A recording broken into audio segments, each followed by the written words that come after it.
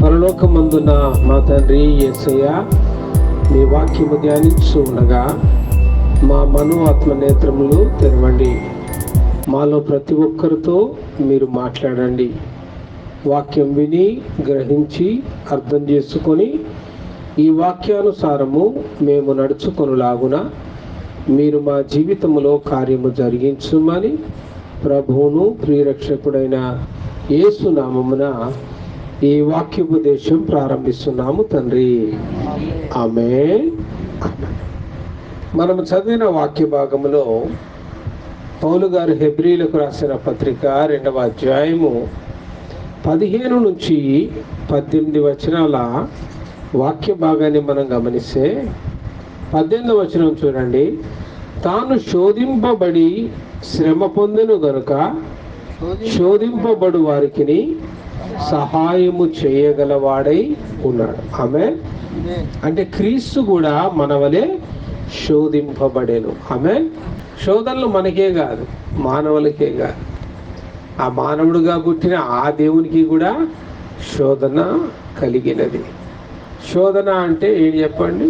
శోధన అన్న మాటకు అర్థం ఏంటి? ఏదంటే వద్దని వాక్యం చెప్తుందో దాన్ని చేయాలని మనసు రావడమే శోధన కదా. అమ్మ వద్దురా ఇది చేయొద్దు అంటది, కాలుతుందిరా వేడి గిన్నె ముట్టకండ్రా అంటది. అమ్మ ముట్టొద్దు అన్నది కదా, ఎట్టైనా ఏలు పెట్టి కాల్చుకోవాలని వీడు ఆశపడతా ఉంటాడు. అదే శోధన. తీయొద్దురా అన్న డబ్బానే తీయడం శోధన. ఈ వైరు ముట్టొద్దురా షాక్ కొడుతుంది. షాక్ కొడుతుందా? ఎట్టుంటుంది అది? ముట్టుకొని చూద్దాం. ముడుతుంది, అడ్డం పడుతాడు వీడు. అదే శోధన. ఈ చిన్నవి కానీ వాక్యంలో ఇంకా పెద్ద పెద్దవి ఉన్నాయి. అబద్ధం ఆడకుడి, అదే శోధన. అబద్ధం ఆడాలనిపిస్తుంది. మోసం చేయకుడి, అదే శోధన. మోసం చేయాలనిపిస్తుంది. నీది కాని దాన్ని ఆశించకుడి, అదే శోధన. అదే ఆశించాలనిపిస్తుంది కదా. దేవుని సన్నిధికి క్రమంగా రండి, అదే శోధన. పోబుద్ది కాదు. రాత్రి నిద్ర కలిసి ఏకాంతముగా దేవునితో గడపండి, ఆన్లైన్ చేయండి, అదే శోధన. చేయబుద్ధి కాదు, అలసిపోతాం, ఉక్కపోతుంది, నిద్ర వస్తుంది. ఏ శోధన. ఏదైతే వద్దంటామో దాన్ని చేయాలన్న మనసు రావడమే శోధన. ఇలాంటి శోధన మన తండ్రి అయిన దేవునికి కూడా వచ్చినది. మన రక్షకుడైన యేసయ్య కూడా ఆ శోధన గుండానే నడిచాడు. ఆయన మనవలె శరీరమును దాల్చి వచ్చును అని బైబిల్ చెప్తుంది. 15వ వచనంలో చూడండి. కాబట్టి ఆ పిల్లలు రక్త మాంసములు గలవారైనందున ఆ ప్రకారమే మరణము యొక్క బలము గలవానిని, అనగా అపవాదిని మరణము ద్వారా నశింపచేయుటకును, జీవిత కాలమంతయు మరణ భయము చేత దాస్యమునకు లోబడిన వారిని విడిపించుటకును ఆయన కూడా రక్త మాంసములలో పాలివాడాయను. ఆమేన్. అసలు ఆ దేవుడే నరుడుగా ఎందుకు పుట్టాల్సి వచ్చింది అన్నానికి ఆన్సర్ రాస్తున్నాడు ఇక్కడ.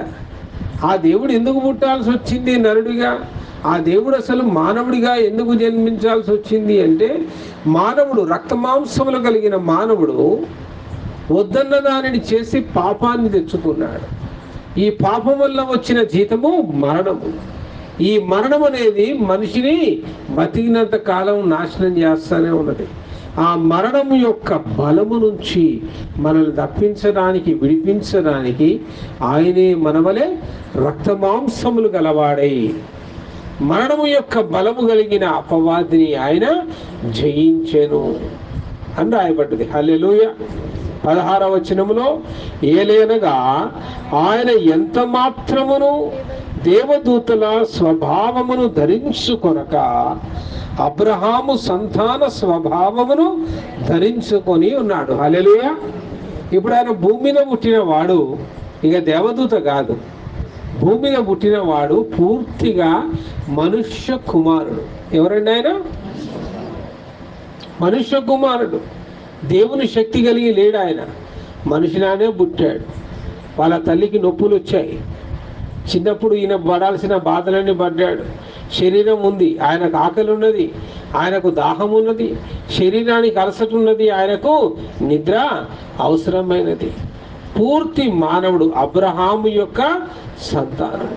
ఇక ఆయన దేవదూతల వంటి స్వభావము కలిగిన వాడు కాదు.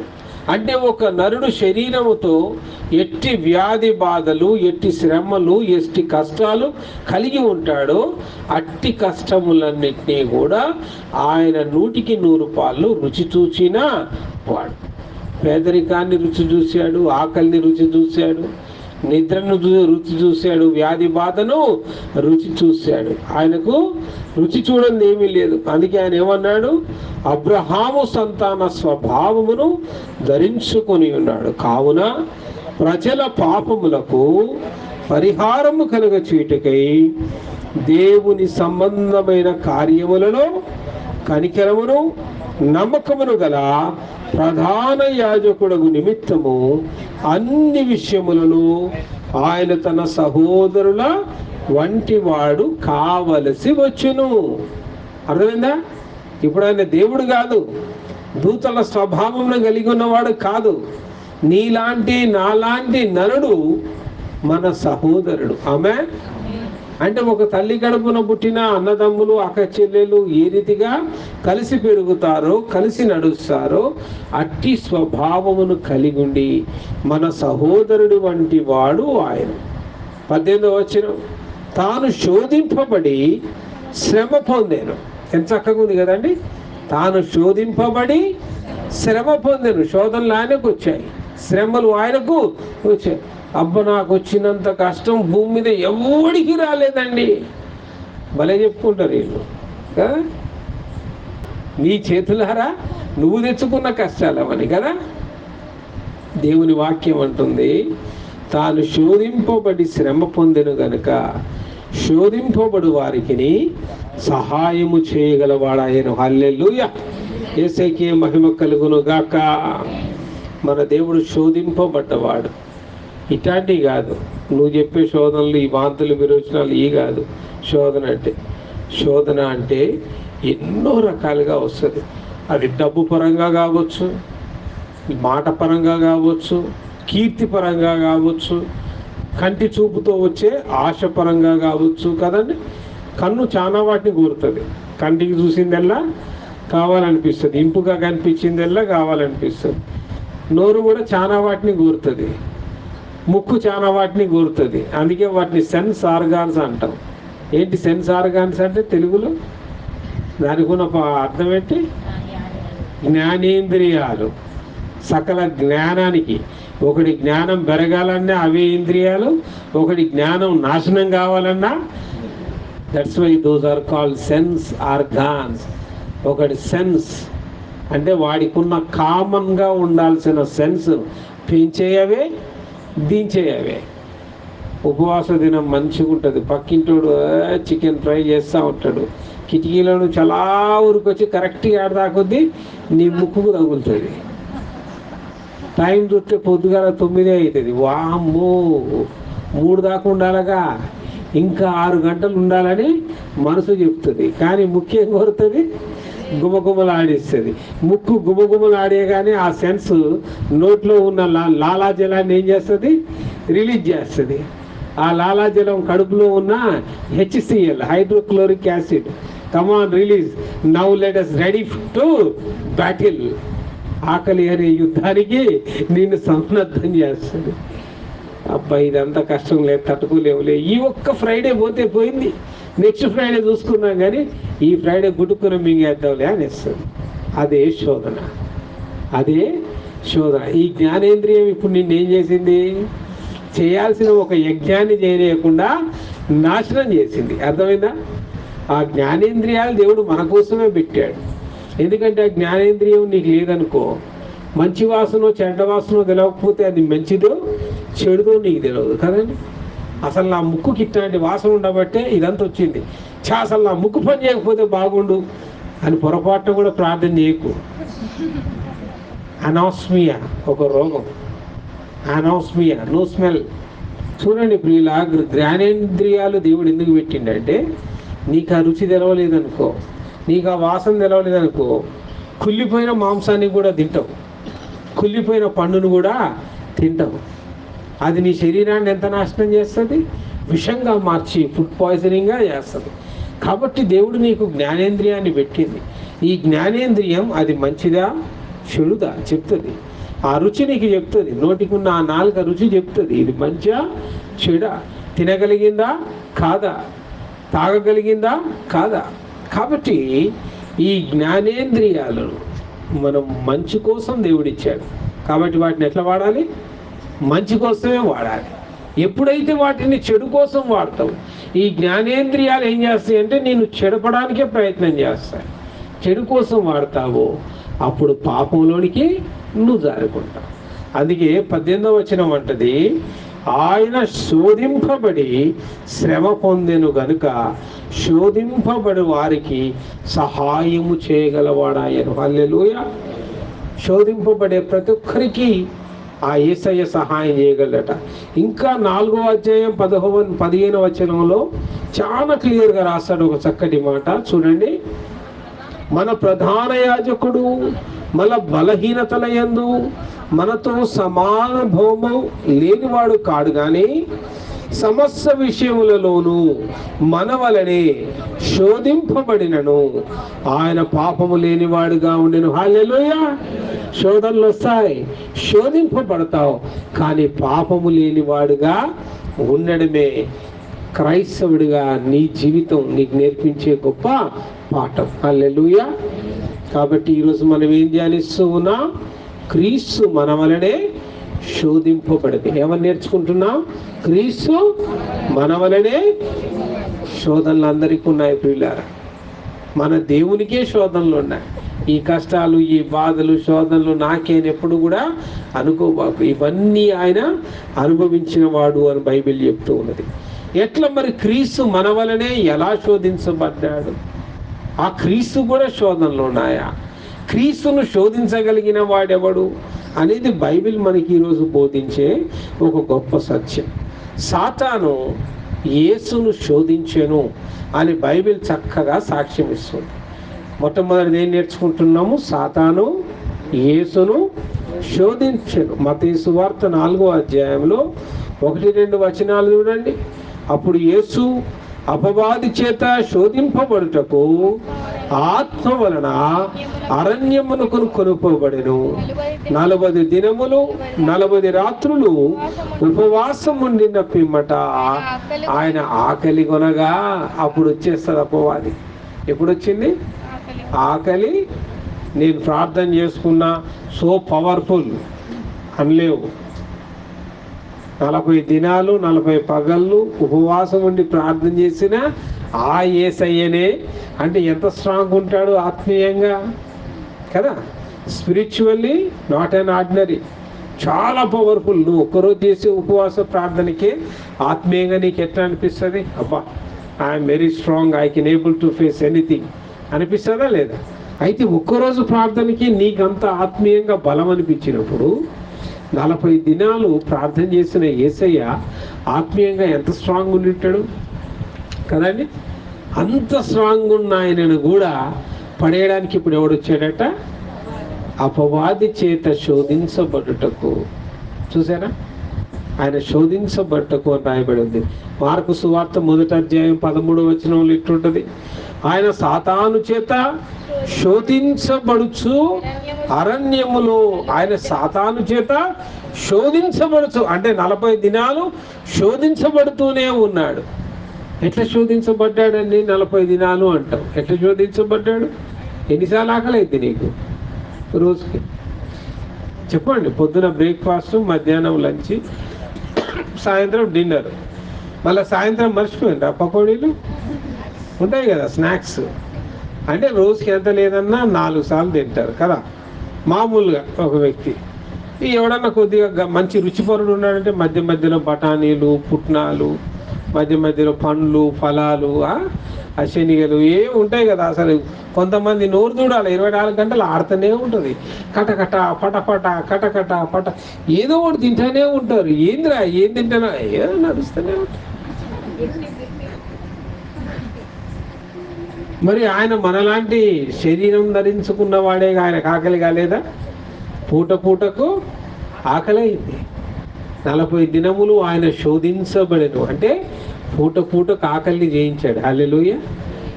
మనలాంటి శరీరం నిద్ర రాలేదా? 40 రోజులు వచ్చిందా రాలేదా? మోకాళ్ళకి ప్రార్థన చేస్తున్నాడు, మోకాళ్ళు నవ్వలేదా? నొచ్చాయి, నొప్పులు వచ్చాయి, అలసట వచ్చింది, నిద్ర వచ్చింది, దాహం వచ్చింది, ఆకలి వచ్చింది. పూట పూట ఆయన అందుకే మార్కు సువార్తలో క్లియర్గా రాస్తారు, 40 దినములు ఆయన శోధించబడుచు. లూకా సువార్త 4వ అధ్యాయం మొదటి వచనం చూడండి.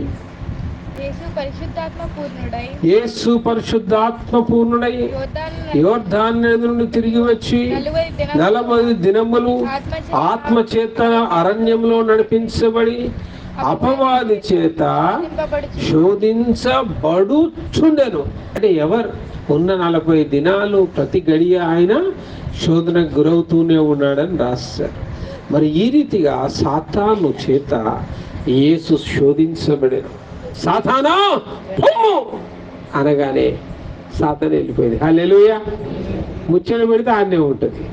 పొమ్మంటే ఏమైంది? అవ్వ ముచ్చట పెట్టింది, ఏమైంది? మోసపోయింది. యేసయ్య గద్దించాడు పొమ్మని, అది పారిపోయింది. హల్లెలూయా. ఇప్పుడు శోధనను జయించుట, శోధనలో పడిపోవుట, రెండు ఎవరి చేతుల్లో ఉన్నాయి? మన చేతుల్లోనే ఉన్నాయి. శోధనను మోసుకొని వచ్చిన అపవాదిని ముచ్చట పెట్టావా, అదేం చేస్తుంది? నిన్ను ముంచేస్తుంది. ఆ శోధనను జయించ తరమి కొట్టావా, అది నిన్ను విడిచి వెళ్ళిపోద్ది. Hallelujah. We are not greater than Jesus. క్రీస్తు కంటే మనం గొప్పవాళ్ళం కాదు. క్రీస్తునే శోధించబోయిన అపవాది నిన్ను నన్ను శోధించడానికి రాదా?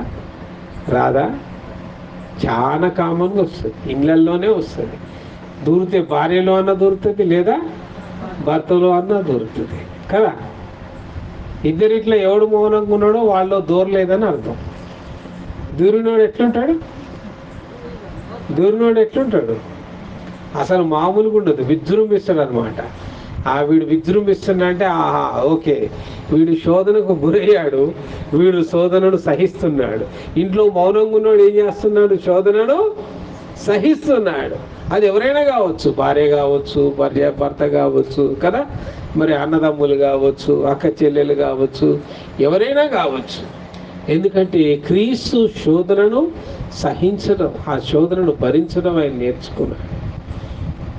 రెండవది, కొంతమంది ధర్మశాస్త్రోపదేశకులు కూడా వచ్చి యేసును శోధించిరి అని బైబిల్ చెప్తుంది.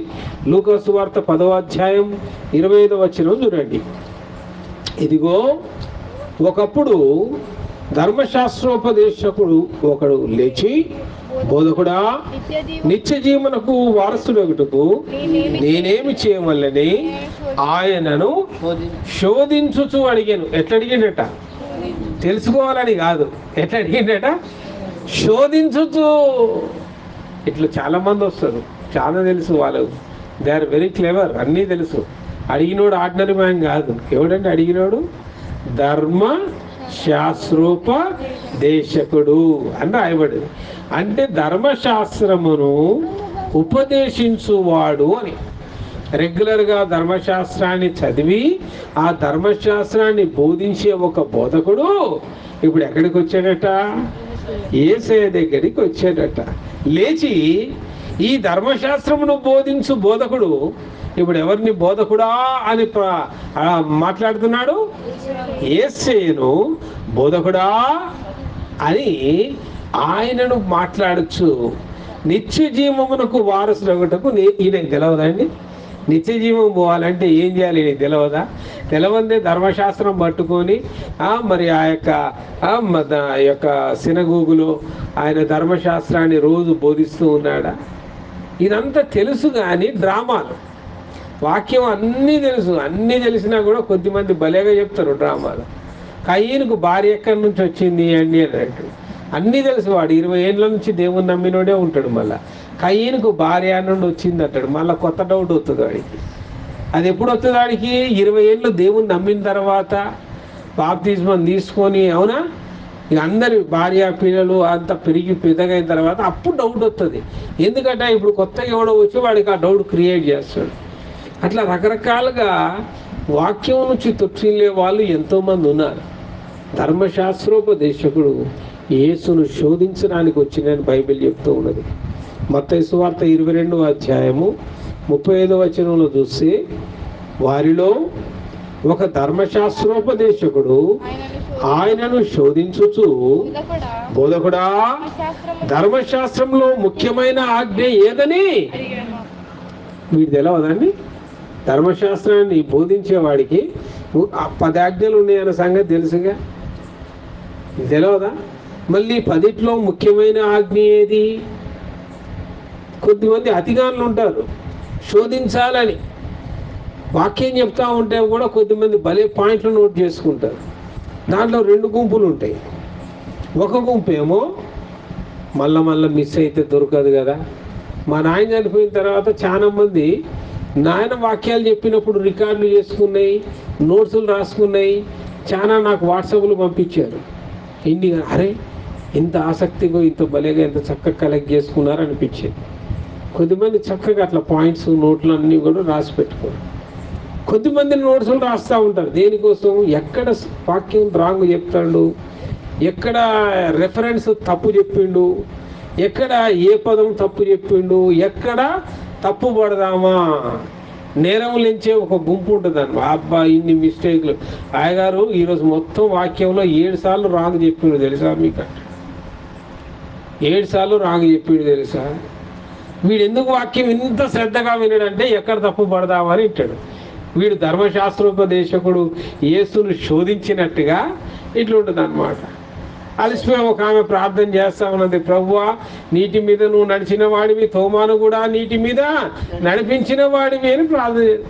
ఏదో పాపం అలసట్లో ఇట్లా పేతురు అనబోయి అడక్కనేమన్నది, వినేవాడికి అర్థం కావాలా, పాపం అలసిపోయి ఉన్నారులే. ఏం పేతురుగా నడిచింది, తోమ ఆయన నడిచింది, వీరి కామ్గా అడ్జస్ట్ చేసుకో. అబ్బా తప్పు దొరికింది చూసినావా, తోమ నడిచిండా నీటి మీద, అట్టెట్ట నడిచిండా.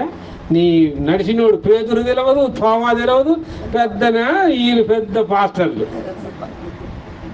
నేరములు ఎంచేవాడు ఎప్పుడు ఏం చేస్తాడు, ఎంచుతానే ఉంటాడు. ఒక్కొక్కసారి ఏదో ఆలోచనలు ఉంటుంది, ఏదో టక్కున ఒక రెఫరెన్స్ మిస్ అయ్యేది, ఒక్కోసారి టక్కున మార్క్ అనబోయి లూకా అంటాడు, మార్కే రాసుకుంటాం ఇక్కడ, కానీ చెప్పేటప్పుడు ఏమైంది టక్కున లూకా అంట. అయ్యగారు 7 మిస్టేకులు చెప్పినాడు, ఈసారి వాక్యం లేని చెప్పినావు. వీడు లెక్క పెట్టుకుంటూ కూర్చుంటాడు. ధర్మశాస్త్రోపదేశకుడు యేసుని శోధించినట్టుగా. ఇది తెలియదండి, ధర్మశాస్త్రోపదేశానికి ప్రధానమైన ఆజ్ఞ ఏది అంటే, ఇప్పుడు 10 ఆజ్ఞలు ఉన్నాయి కదా, ఫస్ట్దే ప్రధానమైంది అన్నాడు అనుకో, మరి మిగతా 9 వేస్ట్గా అంటాడు. శోధించాలనుకున్నాడు ఏం చేస్తాడు, మిగతా 9 వేస్ట్గా అండి పక్కన పెట్టేయచ్చు, ఆ ఒక్కదాన్నే మేము పాటిస్తాం, మిగతా పెద్ద అంత అవసరం లేదుగా, ఎగ్జిక్యూషన్ ఇచ్చావుగా నువ్వే, ఇటేస్తే అటేస్తాడు, అటేస్తే ఇటేస్తాడు. అట్లా ఈ ధర్మశాస్త్రోపదేశకులు యేసయ్య యొక్క బోధన, యేసయ్య ఎక్కడ మాట్లాడుతుంటే అక్కడికి పోయేటోళ్ళట, వినడానికి కాదు, దేనికి? శోధించుట కోసము, నేరాలెంచుట కోసం, తప్పులు పట్టుట కోసం. కాబట్టి ఆయనకే బోలెడు శోధనలు ఉన్నాయి. ఎవరైనా నువ్వు అట్టా, నువ్వు విట్టా నీలో తప్పులు ఎత్తి చూపించింది అనుకో, ఈ ఏసైలోనే తప్పులు ఎంచిన వాళ్ళు బోడి మనం ఎంతండి, అవునా? ఏసైలోనే తప్పులు ఎంచి చూపించినప్పుడు మనం ఏ పార్టీ, మన జీవితాలు ఏ పార్టీ? ధర్మశాస్త్రోపదేశకులు వచ్చి ఆయన అడుగుతూ ఉన్నారు, నిత్య జీవమునకు వారసుటకు నేనేమి చేయవలనవాడు ఒకడు అంటాడు, అన్ని ఆజ్ఞలలో ప్రధానమైన ఆజ్ఞ ఏదని మరొకడు శోధిస్తాడు. ఈ రీతిగా ధర్మశాస్త్రోపదేశకులే యేసుని శోధించిరి అని బైబిల్ సాక్ష్యం ఇస్తూ ఉంది. 3వ చూద్దాం, ఇంకెవరు యేసయ్యను శోధించారు. మత్తయి సువార్త 16వ అధ్యాయం 1వ వచనం చూడండి. అప్పుడు పరిసయ్యులు సద్దూకయ్యులు వచ్చి ఆయనను శోధించుటకు ఆకాశము నుంచి ఒక సూచక క్రియ తమకు చూపుమని ఏం చేశారట? సద్దూకాయలు వచ్చారు. ఇది 3వ బ్యాచ్ కదా. మొదటి బ్యాచ్ ఎవరు? సాతాను ద్వారా శోధనను ఎదుర్కొన్నాడు. 2వ బ్యాచ్ ఎవరు? ధర్మశాస్త్రోపదేశకుల ద్వారా శోధించబడాను. 3వ బ్యాచ్ ఎవరు? సద్దూకాయల ద్వారా ఆయన శోధించబడాను. ఈ సద్దూకాయలు వచ్చి అడుగుతున్నారు ఆకాశము నుంచి. మళ్ళీ వీళ్ళందరూ అన్యులు కాదు.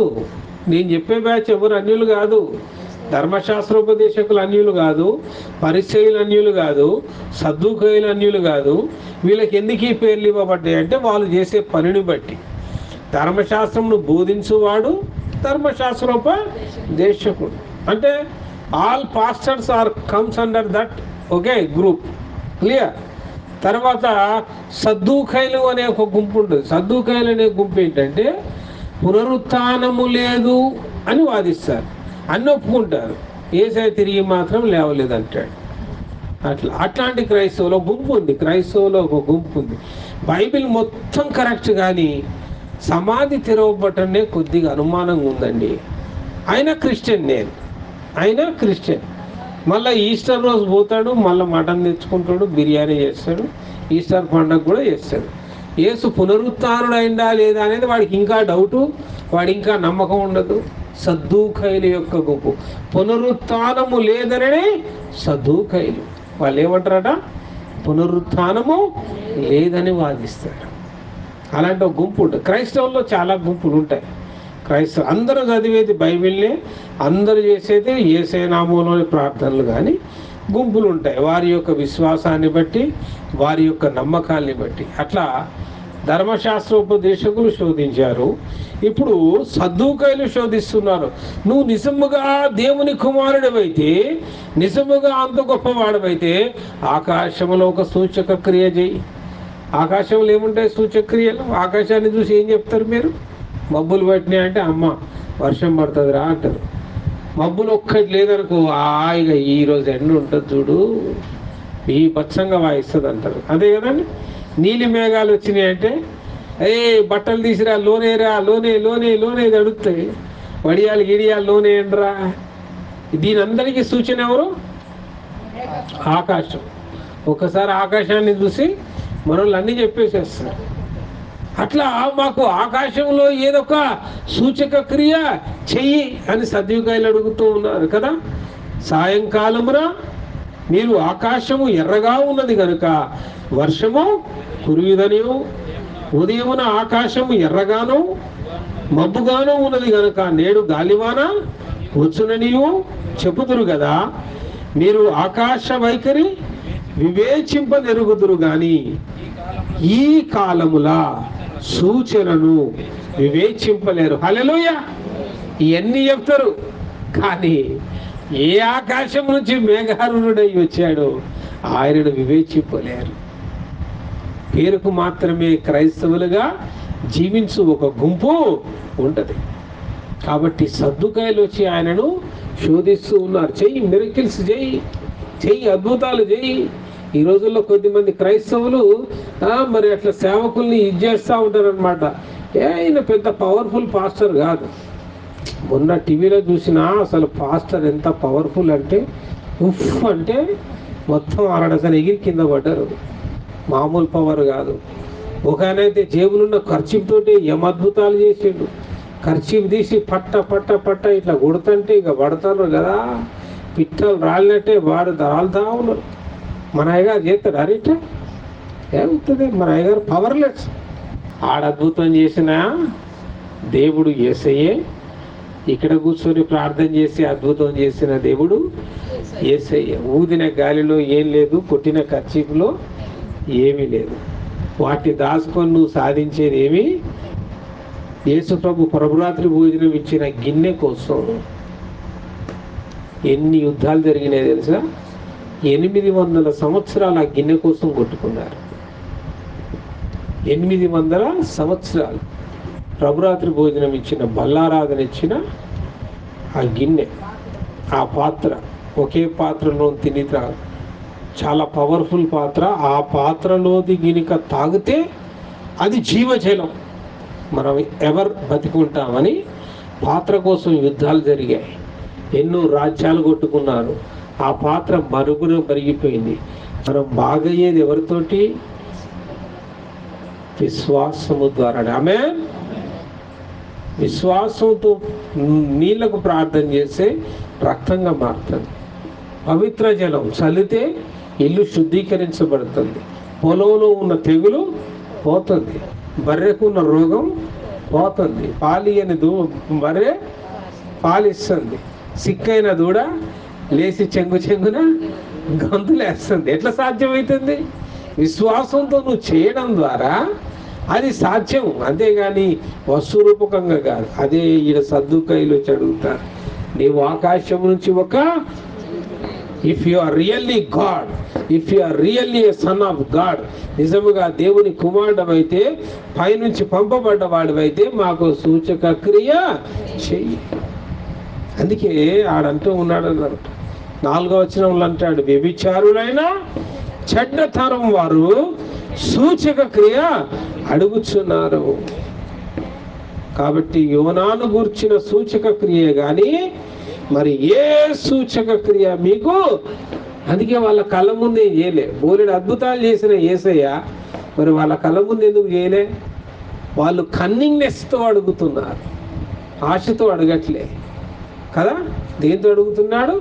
శోధించవలనని అడుగుతున్నారు. కాబట్టి ఇక యోనాను గుర్చిన సూచక తప్ప ఏది లేదు మీకు. ఏంది యోనాను గుర్చింది? 3 దినములు ఆయన మత్స్యం కడుపంలో చచ్చి మళ్ళీ తిరిగి బతికినవాడు. యేసు కూడా 1 దినమున చనిపోయి 3వ దినమున తిరిగి లేస్తానన్న సూచన వాళ్ళకి ఇచ్చాడు. హల్లెలూయా. అంత గ్రహించే తెలివి ఉంటే వాళ్ళు సద్దుకాయలు ఎందుకు అవుతారు? పరిసయ్యులు వచ్చారు. ఈ పరిసయ్యులు శాస్త్రుల దగ్గరికి పోయి శాస్త్రులు కూడా జోడు పట్టుకొని వచ్చారు. శాస్త్రులు పరిసయ్యులు కలిసి ఏం చేశారో చూడండి. మత్తయి సువార్త 22వ అధ్యాయం 34వ వచనాన్ని చూడండి. ఆయన సద్దూకాయల నోరు మూయించినని పరిసయ్యులు విని కూడుకొని వచ్చింది. చూసారా, కోపం వచ్చింది వీళ్ళకి. సద్దూకాయల నోరు మూయించిండ్రు, వ్యభిచారులైన చెడ్డతరం వారా అన్నాడాలని. ఒక్కడు మాట్లాడకుండా మూసుకొని ఎవడింటికి వాడు పోయిండు. కాబట్టి ఇక మీరు మాకు తోడు రావాలని శాస్త్రులు వేసుకొని వచ్చారు. శాస్త్రులు అంటే ఎవరంటారు? శాస్త్రి అని. మంచి విద్యను అభ్యసించిన వాడు శాస్త్రి, పండిట్. మంచి పండిట్స్ అన్నమాట. వెల్ ఎడ్యుకేటెడ్ పీపుల్ దే బాట్. అర్థమైందా? ఇక పరిచయాలు అనుకున్నారు, మన అంతంత బిడిబిడి జ్ఞానం కానీ మన వల్ల కాదు, మంచిగా చదువుకున్న గ్రాడ్యుయేట్స్ వేసకపోయినాం, ఆ థియలాజికల్ స్టూడెంట్స్ ఉన్నారు, మంచి మంచి హై క్వాలిఫైడ్ పీపుల్ వేసుకొని ఒక గుంపు చేసుకొని పోగేసుకొని ఇక ఆడికి వచ్చారు. అప్పుడు చూడండి 22వ అధ్యాయం 15వ వచనం చూడండి. అప్పుడు పరిసయ్యులు వెళ్ళి మాటలలో ఆయనను చిక్కుపరచవలనని, బోధకుడా నీవు సత్యవంతుడవై దేవుని మార్గము సత్యముగా బోధించున్నావని,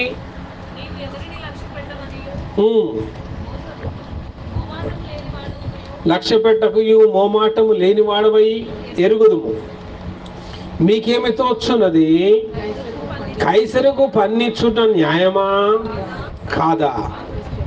ఇది ఒక కన్నింగ్నెస్ గ్రూప్. ఫస్ట్ వచ్చి ఏం చేశారు? భజన చేశారు. అవునా? కొన్ని భజన బృందాలు భలేగా వస్తాయండి, భలేగా ఉంటుంది భజన బృందం. అబ్బా నిజంగా వీడు ఇంత పెద్ద ఫ్యానా నాకు అనుకుంటాం వాడు చేసే భజనకు. గారు అసలు మీరు మామూలు కాదు, మీరు అట్లా మీరు ఇట్లా, అబ్బా ఏం భలే చెప్పిర్రు, వాక్యం అదరగొట్టిర్రు, మైక్ అయితే ఎక్కువ సౌండ్ వచ్చింది. ఇక అంత భజన చేస్తారు ఇక్కడ. ఈ భజన బృందం వచ్చింది. ఎవరు? శాస్త్రులు. వీళ్ళు హైలీ జీనియస్ గ్రూప్ కదా, హైలీ ఎడ్యుకేటెడ్ కదా శాస్త్రులు అంటే. మంచిగా ట్రాప్ చేసుకుంటూ వస్తారు యేసయ్యని. నీవు నిజముగా మొహమాటం లేనివాడమనియు ఉన్నది ఉన్నట్టు చెప్పేవాడమనియు మేమెరుగుదుము. అయితే నీకేమి తోచుచున్నది? కైసరుకు పన్నిచ్చుట న్యాయమా? లేదు ఇయ్యొద్దు అన్నాడు అనుకో, ఏం చెప్తారు? కైసరుకు పోయి చెప్తారు, ఇక చూసినావా he become anti government, he is a terrorist now. Anti government అయిపోయాడు, టెర్రరిస్ట్లా మారిపోయాడు ఆయన. కైసరుకు పన్ను కొట్టొద్దు అంటాడు. దేవునికి ఇచ్చుట న్యాయమా? ఎందుకు దేవునికి ఇవ్వడం అనవసరం అన్నాడు అనుకో, మళ్ళీ ఇటు ఉల్టా పెడతాడు. మోషే ధర్మశాస్త్రాన్ని ఏం చేస్తాడు? ఉల్లంఘించిన వాడు అని ఇటేస్తాడు. అటేస్తే గవర్నమెంట్ ఉల్లంఘించింది అంటాడు, ఇటేస్తే చాలా తెలివిగా చెప్పాడు ఆయన. మీ దగ్గర ఒక నాణెం ఉంటే ఇవ్వండి అన్నాడు. ఈ నాణెం మీద ఎవరి బొమ్మ ఉన్నది? కైసరిది. కైసరిది కైసరనకీయుడి, దేవునిది. అంత జ్ఞానంతో మాట్లాడాడు. హల్లెలూయా. చూసారా ప్రియులారా, శోధన ఎన్ని రకాలుగా ఉంటుందో. నేరుగా సాతానుతో వచ్చే శోధన ఒక రకంగా ఉంటుంది. నామకార్థ క్రైస్తవులు ఉంటారు, వాళ్ళు అంటారు అన్నమాట మీతో, ఎందుకు ఇంత నిష్టగా ఉండేది? మేము కూడా క్రైస్తవులమేగా, మేము కూడా చర్చికి పోతున్నాగా, ఏంది మీ ఉపవాసాలు, ఏంది మీ ఆన్లైన్ ప్రార్థనలు, ఏంది శరీరానికి ఇంత నలగొట్టేదేమో అవసరమా? అవును, అవసరమే. శరీరాన్ని నలగొడితేనే ఆత్మ ఏమవుతుంది? ఆత్మ బలపడుతుంది. ఆమె ఆత్మీయంగా నువ్వు బలవంతుడు కావాలంటే నీ శరీరాన్ని ఎన్నడూ కూడా సుఖపెట్టపా. శరీరాన్ని ఏం చేయాలి? శరీరాన్ని ఏం చేయాలి? నలగొట్టాలి. దుష్టుడైన సాతాను నువ్వు జయించాలి అంటే ఆత్మీయంగా ఎట్లుండాలి? నువ్వు అంత స్ట్రాంగ్ ఉండాలి. ఆత్మ కొవ్వు పట్టింది అనుకో, ఒళ్ళు కొవ్వు పట్టినట్టు. ఇక దుష్టుడు వచ్చి అగ్ని బాణాలు వేసినా ఏమే కాలన్న సత్తాగా నేనైతే పోరాటం చేయలేను అంటాం. అది సద్దుకాయల బ్యాచ్. పేరుకు మాత్రమే క్రైస్తవులుగా ఉంటారు కానీ ఆత్మీయంగా. కాబట్టి వీళ్ళందరితో శోధన ఉంటుంది. అరే మేము క్రైస్తవులమేగా, మేము క్రిస్టియన్స్మేగా, మేము యేసు ప్రార్థన చేస్తాంగా, మేము యేసే నమ్ముకున్న వాళ్ళంగా, మేము తాగుతాంరా, తింటాంరా, బీడీలు తాగుతాం, సినిమాలు చూస్తాం, షికార్లకు పోతాం, మందు తాగుతాం, అన్నీ చేస్తాం. ఆదివారం ఒక్కసారి యేసయ్య దగ్గరికి పోయి హల్లెలూయా హల్లెలూయా అని అయ్యగారు ఏదో 2 చేతులు ఎత్తి హల్లెలూయా ఆమెన్ అంటాడు, అనాలా? ఏదో వాక్యం చెప్తాడు, ఆ మూల గోడ కానుకొని గుర్రు కొట్టాలా? మధ్య మధ్యలో హల్లెలూయా అంటాడు, గిట్లా అనాలా? అయిపోయిన తర్వాత అంతో ఇంతో కానిక వేయాలా? దీవెని చెప్తాడు, అప్పుడు మాత్రం కరెక్ట్గా నెత్తి తీసుకుపోయి అయ్యగారు చేయి కింద పెట్టాలా? వారం అంతటి సరిపోద్ది ఆ దీవెన. ఇక ఆ తర్వాత బజార్లో పడి ప్రాణమా తినుము, తాగుము, సుఖించు. మళ్ళా ఆదివారం వస్తుంది. The day is called excuse day. అంటే ఆ రోజు దేవుడు క్షమిస్తాడు, వారంకు సరిపడా పాపాలు చేయడానికి మనల్ని సిద్ధపరుస్తాడు. ఇగో ఇదొక బోధ, ఇట్లాంటి బోధ. కొన్ని చర్చిలలో చెప్తారు, అన్నీ చేయాల్సిన లంగ పనులు అన్నీ చేసుకో. కొంతమంది చేస్తాడు, అయ్యా స్మగ్లింగ్ పోతున్నాం, సారమ్ముకుంటున్నాం, సార కొట్టు పెట్టుకున్నాం, ప్రార్థన చేసి సార కొట్టు ఓపెన్ చేయాలి వీడికి, ప్రార్థన చేసి కళ్ళు కొట్టు ఓపెన్ చేయాలి వీడికి, ప్రార్థన చేసి సిగరెట్లు అమ్మే షాప్ ఓపెన్ చేయాలి వీడికి, గుట్కాలు అమ్మే షాప్ ఓపెన్ చేయాలా. మళ్ళీ అయ్యగారు ప్రార్థన చేసి ఓపెన్ చేస్తాడు, అరే నువ్వేమని నమ్ముకో కానీ దశం భాగం మాత్రం రెగ్యులర్గా చేయాలరా, లేకుంటే నీ సారా కొట్టు పోలీసు వాళ్ళు మూసేస్తారా. ఇది సద్దూకాయలు, పరిసయ్యులు, ధర్మశాస్త్రోపదేశకులు. అంటే ఈ గుంపంతా ఏంటంటే పేరుకు మాత్రమే దేవుణ్ణి అనుసరించే వాళ్ళు కానీ దేవుని పేరు మీద వ్యాపారాలు చేసుకుంటూ దేవుని పేరు మీద లోకంలో చేయాల్సిన దౌర్భాగ్యాలన్నీ చేసే గుంపు. ఇప్పుడు ఈ గుంపు ఏం చేస్తుంది? పరిశుద్ధంగా బ్రతికే వాణ్ణి, యథార్థంగా బ్రతికే క్రైస్తవుల్ని ఈ గుంపు ఏం చేస్తుందండి? శోధనల చేత నాశనం చేస్తుంది. వీడేమనుకుంటాడంటే, అరే ఇన్నేళ్ళ నుంచి మనం నిన్నగాక మొన్న యేసు ప్రభువుని నమ్ముకున్న వాళ్ళం, మనకే తెలవదేమో. ఓ వీళ్ళు తరతరాలు, వీళ్ళ ముత్తాత క్రైస్తవుడు, వీళ్ళ తాత క్రైస్తవుడు, వీళ్ళ నాన్న క్రైస్తవుడు, వీళ్ళు 4-5 తరాల క్రైస్తవులు, వీళ్ళకంటే ఎక్కువ తెలుసా మనకి? మనకు అయ్యగారే మనకు ఏదో చాలా స్ట్రిక్ట్గా పెట్టిండు కానీ మీది కాదు పాలసీ. వీడెట్లా అడ్డదిడ్డంగా లోకంలో పెరుగుతున్నాడో అట్లా మనం కూడా బతకాలా. అదే శోధన, అదే శోధన. శోధన జయించిన వాడే ధన్యుడు పిల్లారా. శోధన రావద్దని ప్రార్థన చేయొద్దు. నువ్వు రావద్దన్నా శోధనలు వస్తాయి. ఆ శోధనే మనకు పరీక్ష. ఆ పరీక్షల్లో విజయం పొందిన వాడిదే ఆ ఉద్యోగం. అవునా? రేపు దేవుని యొక్క సన్నిధిలో ఆ గొప్ప స్థితిని ఆయన మన కోసం బహుమానాల్ని దాచిన వాడని రాస్తాడు బైబిల్. నీకోసం నీతి కిరీటం ఉంచబడి ఉన్నది. అవునా? అవన్నీ మనం పొందుకోవాలంటే మన ఎదురున్న శోధన ఏం చేయాలా? మనం జయించగలగాలి. ఆ శోధనను జయించినప్పుడే మనం క్రీస్తుకు సాక్షిగా ఈ లోకంలో జీవించగలం. అట్టి కృపా తండ్రి దేవుడు ప్రభు అయిన యేసయ్య మనందరికీ అనుగ్రహించును గాక. రండి ప్రార్థన చేసుకుందాం.